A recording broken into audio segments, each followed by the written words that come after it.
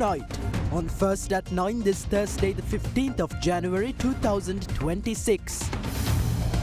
Happy Thai Pongal!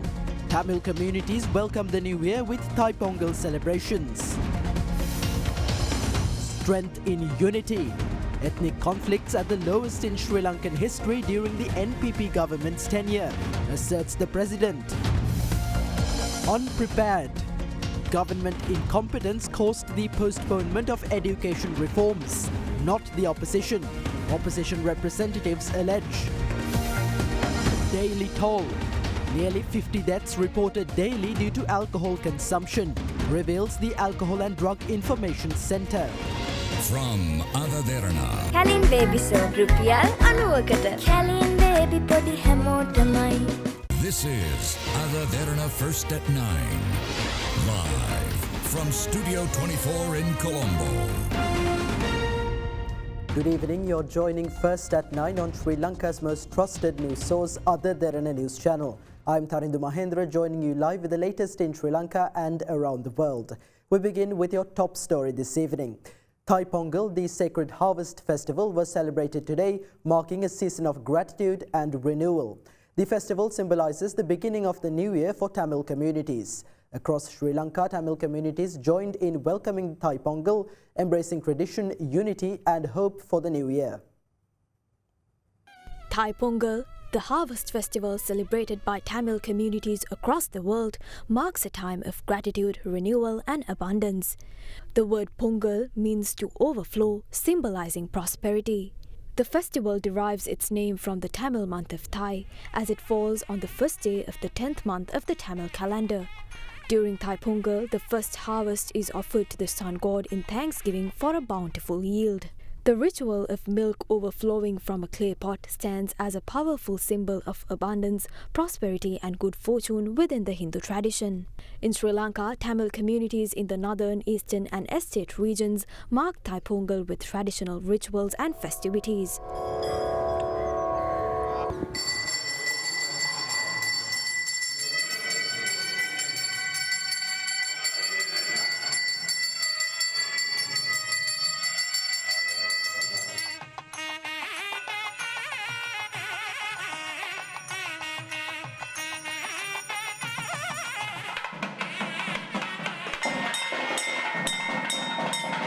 President Anuradha Dissanayake, extending greetings for Thai Pongal, called on all citizens to unite more strongly to support ongoing national reconstruction efforts following the most severe natural disaster in recent times.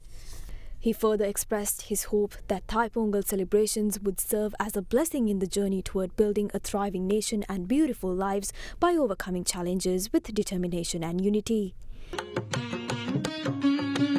Meanwhile, the national celebration of Thai Pongal was held at Temple Trees this morning under the patronage of Prime Minister Dr. Harini Amarasuriya.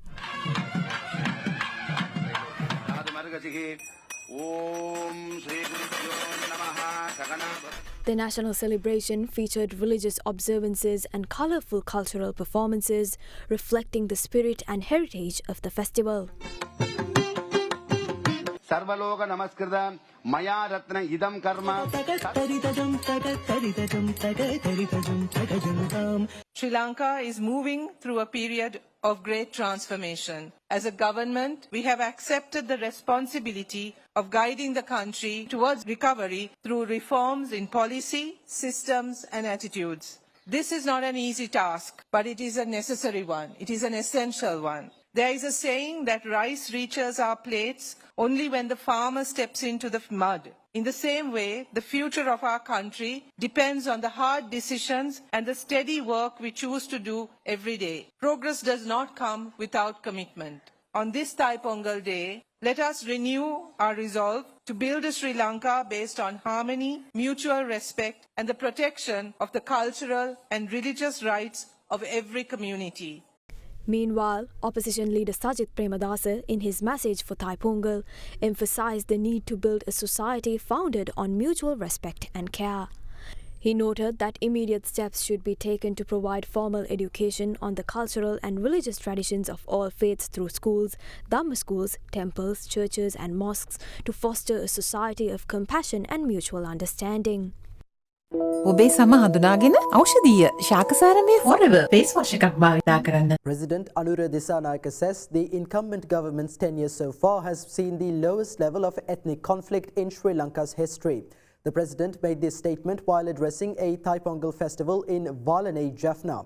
Subsequently, the president officially connected the 20-megawatt Windscape wind power plant in Mannar to the national grid. A Thai Pongal celebration was held today at the Velanai Ayyanar Kovil playground in Jaffna under the patronage of President Anura Dissanayake. Hindu Janatavage Sanskriti Anuva. According to Hindu culture, today marks the beginning of the new year. With the new year comes new hopes and aspirations both for individuals and for our country. As a nation, our hope is to build a country that is prosperous in every aspect. What does it mean to be a prosperous nation? Is it merely material wealth? No. True prosperity comes from progress across a broad range of sectors. It has been more than a year since we assumed office. This was a year where ethnic tensions were at the lowest in history.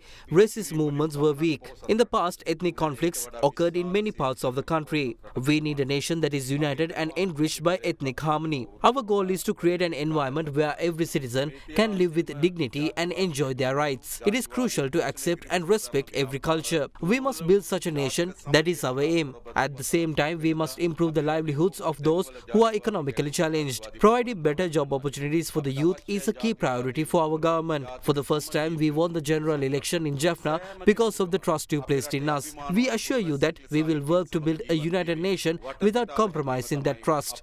Our hope is to create a better future for your children. The president received a warm response from the attendees as he left the venue after the ceremony.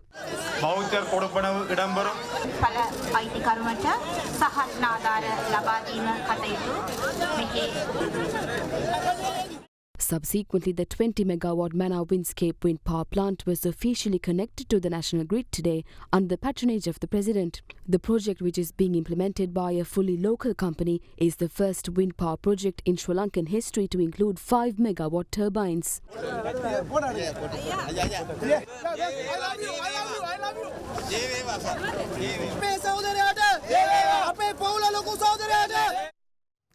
Opposition leader Sajith Premadasa asserts that his vision is to formulate a mechanism that ensures the benefits of national prosperity are shared equally among all citizens. He made this remark during the Thai Pongal celebration at the opposition leader's office. A special Thai Pongal celebration was held at the opposition leader's office this morning under the patronage of opposition leader Sajith Premadasa.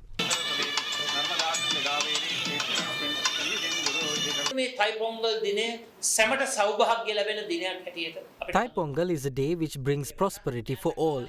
We as a country faced 4 tragedies during these past few years, namely the Easter Sunday attack, the COVID-19 pandemic, the economic crisis and Cyclone Litwa. The quality of people's lives significantly deteriorated as a result. While we remember those affected by the devastation, we stand ready to implement practical solutions for their concerns. We expect to formulate a mechanism that ensures benefits of prosperity and shared equal among everyone.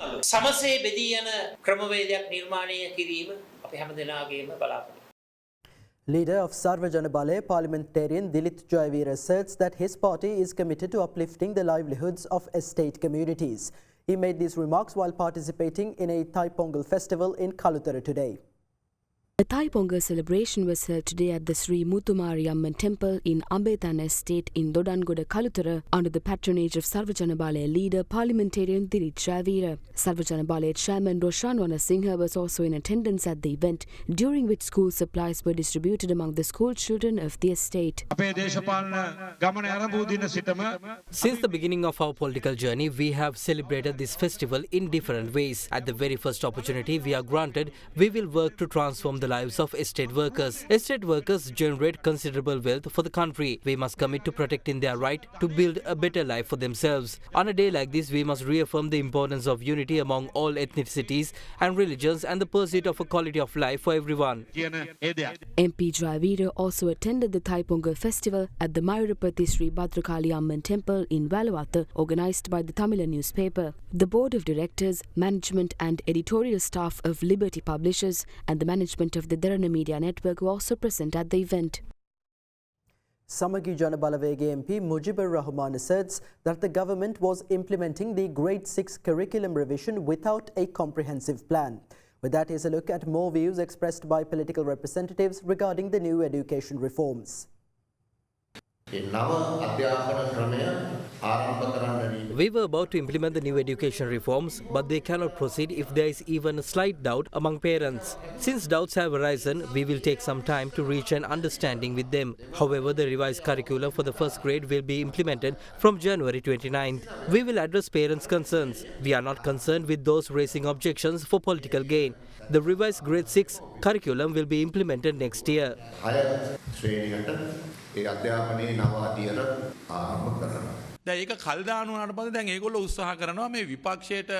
postponing the reforms, the government is passing the blame onto the opposition. The delay is not due to the opposition but rather the government's incompetence. For the first time in history, teachers' guides only covered 3 months worth of lessons and teachers only received training on those lessons. How can a year-long program be implemented under such circumstances? Postponement was necessary. The government itself recognizes that continuing without proper preparation would have caused major issues. With the president halting the program suddenly, those who pushed for it are now facing difficulties. Ultimately, even Deputy Minister Mahinda Jayasinghe had to acknowledge that postponement was necessary.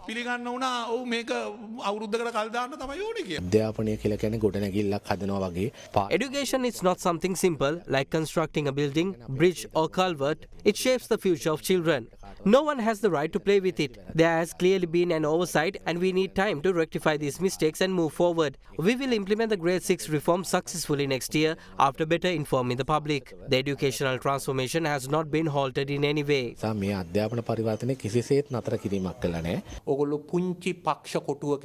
This government is limited by its political vision, but the world is a large place. Don't try to implement big projects. There are smaller, practical initiatives that can be undertaken, such as repair culverts and constructing sand barriers after disasters, painting bus stands and renovating railway stations. Do not attempt projects beyond your capacity. You are too small for that. Venerable Balangoda Kassapatera and another monk who were remanded over the confrontation which occurred during the enshrinement of a Buddha statue in Trincomalee have initiated a hunger strike at the Trincomalee remand prison. The Department of Prisons confirmed that Kassapatera refused meals provided by the prison as well as food brought in by an external party.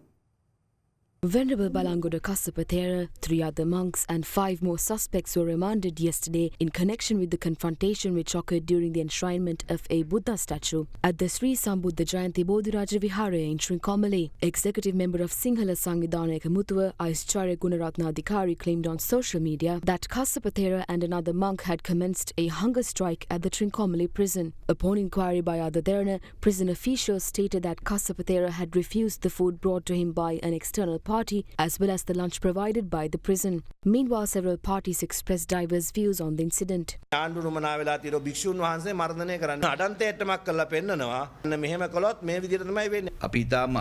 Department of Coastal Conservation should immediately initiate legal proceedings against every hotel, kovil, mosque and all other constructions that violate the Coastal Conservation Act. If not, we interpret these actions as a state-sponsored conspiracy by coastal conservation officials intended to insult the Buddhist order and clergy. Defence Secretary Air Vice Marshal Sampath Tuyakonta has issued directives to all divisional and district secretaries outlining instructions regarding the payment of compensation to houses damaged completely and partially by the recent disaster. Through the letter, the Secretary of Defence delegated to divisional secretaries the power to pay compensation of up to 5 million rupees for the construction of houses damaged due to the impact of disasters and for houses at high risk of landslides.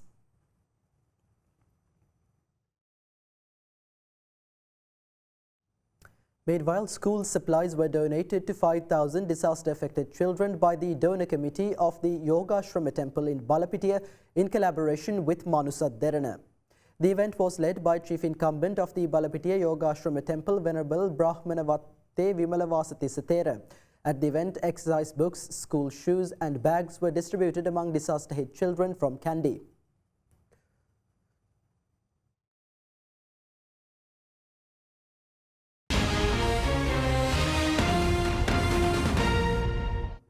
Welcome back to First at 9. In view of escalating unrest in the Middle East, the Sri Lankan Embassy in Israel has issued safety guidelines for Sri Lankans living and working in the country. Accordingly, Sri Lankans are advised to strictly adhere to alerts from Israeli authorities and remain vigilant while travelling or working outdoors. The Sri Lankan embassy says the Israel Defence Forces remain on high alert with missile defence systems fully prepared. Sri Lankans in Israel are urged not to panic over misinformation as Israel's security forces are prepared to take necessary action to manage any situation, similar to the Iranian missile attacks in June 2025, in which no Sri Lankans were harmed due to timely sheltering following official warnings. Sri Lankans are advised to strictly follow alerts from Israeli authorities, keep essential medication accessible, seek immediate shelter during attacks, and remain vigilant while travelling or working outdoors. The embassy also requested families in Sri Lanka to avoid panic if communications are disrupted. While the embassy will be closed today for Thai Pongal and tomorrow and the day after for Israeli weekend holidays, emergency services will remain available. Meanwhile, India has advised its citizens and persons of Indian origin in Iran to leave at the earliest opportunity. Meanwhile, Sri Lanka has climbed up to the 93rd rank in the Henley Passport Index 2026 with access to 39 destinations. According to the latest global passport rankings released by the globally recognized Henley and Partners, Singapore has retained the top position for the second consecutive year, with its passport holders enjoying visa-free or visa-on-arrival access to 192 destinations. Japan and South Korea share second place, while Denmark, Luxembourg, Spain, Sweden and Switzerland are ranked third with access to 186 destinations. According to the index, Sri Lanka was ranked 96th last year with access to 39 destinations. Despite this, the Sri Lankan passport continues to rank above several other South Asian Association for Regional Cooperation countries, including Nepal, Bangladesh and Pakistan.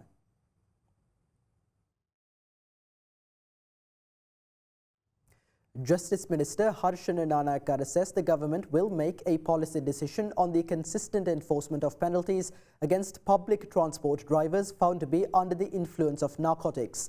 Meanwhile, Executive Director of the Alcohol and Drug Information Centre, Sampath Diseram, warned that nearly 50 deaths are reported daily in Sri Lanka due to alcohol consumption. Less than 20% of Sri Lanka's population consumes alcohol. Among men above the age of 15, 34.8% consume alcohol. Alcohol consumption among women remains at 0.5%, which is a positive indicator. One major concern highlighted during this period is the rapid increase in the consumption of illegal alcohols.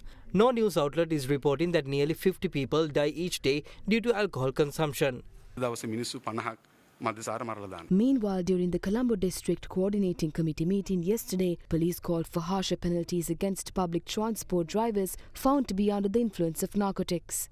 අපි sir වැට්ලීම් කරනවා මේ දවස්වල විශේෂයෙන්ම මේ bus රථ සහ අනිකුත් රීරෝද රථ මගී ප්‍රවාහන රථවල රියදුරන් ශමද්‍රව්‍ය පාවිච්චි කරන අය රියපදවන ඒවා. එතකොට ඒ අයව කෙලින්ම අපි අධිකරණ වෛද්‍යවරයාට ඉදිරිපත් කරනවා. ඒ අධිකරණ වෛද්‍ය වාර්තාත් එක්ක සාමාන්‍යයෙන් දවසට 9 දිනක් 10 දිනක් විතර අත්අඩංගුවට ගැනීම කරනවා. අපි ඉල්ලීමක් කරනවා සර් සමහර අධිකරණවල උන්ට පොඩි දඩයක් ගහලා නැවත මුදාහරනවා මේ ආපහු බස් එලවනවා. ලයිසන්ස් කැන්සල් කිරීමට ඉල්ලීමක් කරන හොඳයි. දාන charge එක මොකක්ද දාන්නේ? මගී ප්‍රවාහනයත් එක්ක දැම්මට පස්සේ සමහර අධිකරණවල 30000 දඩයක් ගන්න මාස 6ක අපිටීමක් කරනවා. සමහර ඒවා මගී ප්‍රවාහනය කරනවා කියන කොටස අතුවත් කරාම සම්පූර්ණයෙන් කැන්සල් කරනවා. එහෙමනම් අපිට කරන්න පුළුවන් දේ තමයි අපිට අධිකරණ සේවා කොමිසම සභාවට A policy decision can be made in this regard, which will be communicated to the Judicial Services Commission. The police should make a formal request, which includes the number of pertinent cases and a detailed breakdown of how each court handled them. Based on this, a policy decision can be made and the Judicial Service Commission can act accordingly. JC එකට කටයුතු කරන්න පුළුවන් නේ අපි ඒගොල්ලන්ට කියමු. Sri Lanka's largest annual education fair, Edex Expo, is set to commence tomorrow, centred in Colombo and Kandy. Derana Media Network's Mogo Media Academy will be a platinum partner of this year's exhibition. The 2026 edition of Edex Expo is scheduled to take place at the BMICH from tomorrow until the 18th of January and at the Kandy City Centre on the 24th and 25th of January. The Derana Media Network's Mogo Media Academy is set to take centre stage as a platinum sponsor for the exhibition. Accordingly, visitors at the expo will receive the opportunity to play games and enjoy animations and short films developed and produced by students of the Mogo Media Academy. Meanwhile, students enrolling for the first year at the Mogo Media Academy will receive the opportunity to meet representatives from Australia's Flinders University to discuss transferring there to pursue their second year in Australia. Discussions on scholarships, course fee discounts and visa procedures will also be facilitated at Edex Expo 2026. If you are deliberating on your path after A-levels, you can visit Edex Expo 2026 and connect with the Mogo Media Academy. You can decide whether you would like to join the industry as an animator or game developer within just 10 months.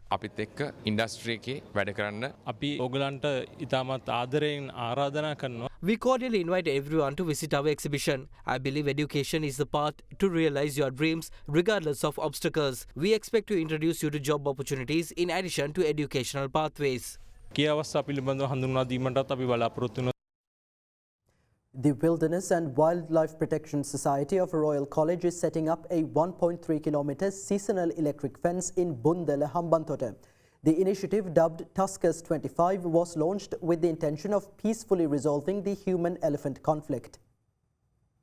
The Tuskers 25 initiative endeavours to find a peaceful resolution to the human-elephant conflict. The initiative was launched by the Wilderness and Wildlife Protection Society of Royal College together with elephant conservation expert Dr. Prithviraj Fernando. As part of Phase 4 of the Tuskers initiative, a 1.3 kilometre seasonal electric fence is being set up near Boondala Vavel in Boondala, Hambantota. The fence, which costs approximately 1 million rupees, is expected to be switched on only during the Yala and Maha cultivation seasons. This innovation seeks to reduce potential conflict between humans and elephants by deterring the movement of elephants into crop fields. During the post-harvest period, the fence is expected to be taken down, allowing elephants to enter the fields and eat leftover crops. The long-term goal of this initiative is to create a model that can be used across Sri Lanka, protecting farmers' livelihoods while preserving elephant migration routes.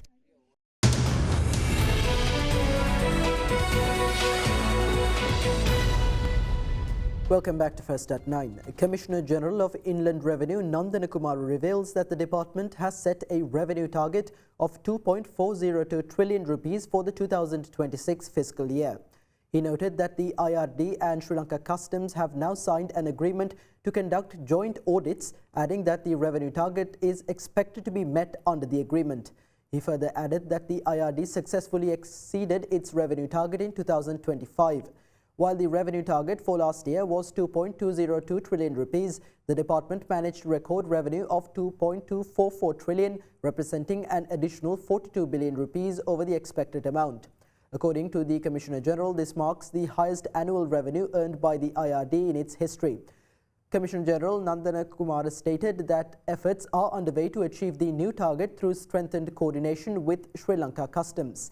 He further revealed that approximately 12 million individuals have already been issued taxpayer identification numbers so far, with expectations to increase this figure to 17 million in the future. That's all for tonight from First at 9. For the latest updates around the clock, stay in touch with Other Derana News Channel, the Sri Lankan news brand of international excellence. Thank you for joining. Have a great night.